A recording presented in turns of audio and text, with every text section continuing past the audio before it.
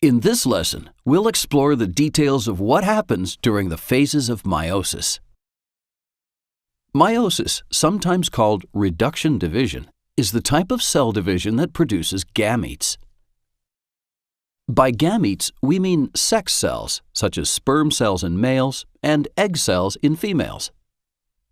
Meiosis is broken down into two stages of cell division, called meiosis I and meiosis II.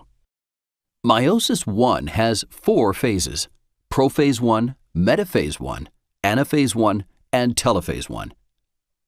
And meiosis II also has 4 phases: prophase II, metaphase II, anaphase II, and telophase II. Let's look at what happens during meiosis I. Prophase I starts with a diploid cell. Its chromatin contains 2 uncoiled, spread-out sets of chromosomes, one from each parent.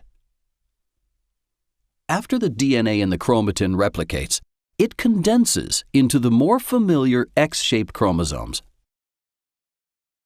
The replicated DNA is the same in the identical sister chromatids of each chromosome. In a process called synapsis, each chromosome pairs up with and binds to its corresponding homologous chromosome, forming a tetrad. A tetrad is the group of 4 sister chromatids in paired homologous chromosomes. The chromosomes contain genetic information called genes. These genes were inherited from each parent. And different versions of the same gene on each chromosome are called alleles.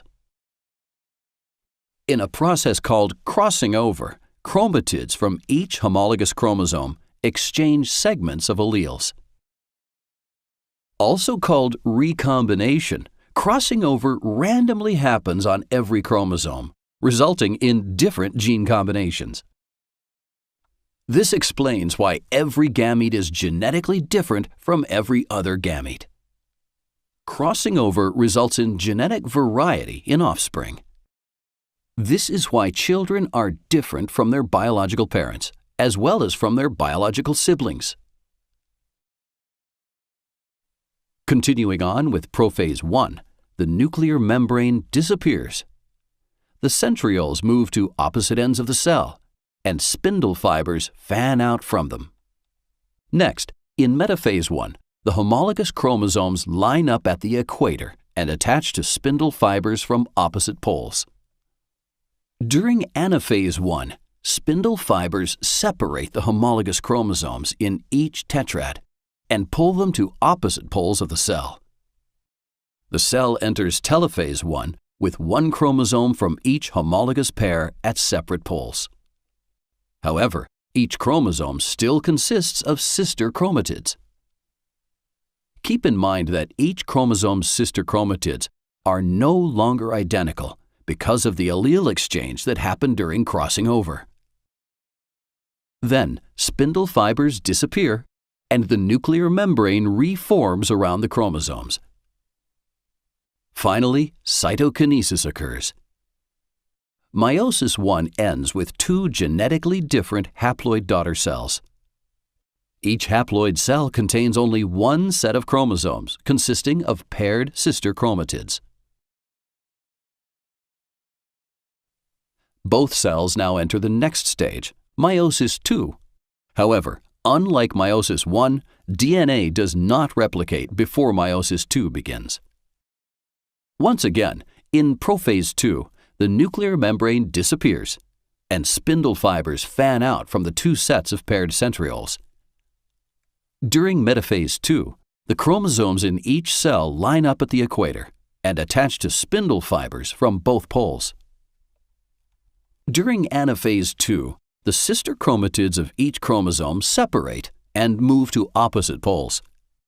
Once the sister chromatids separate, they're called chromosomes.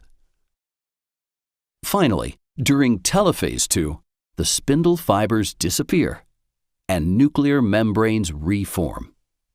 And cytokinesis occurs in both cells.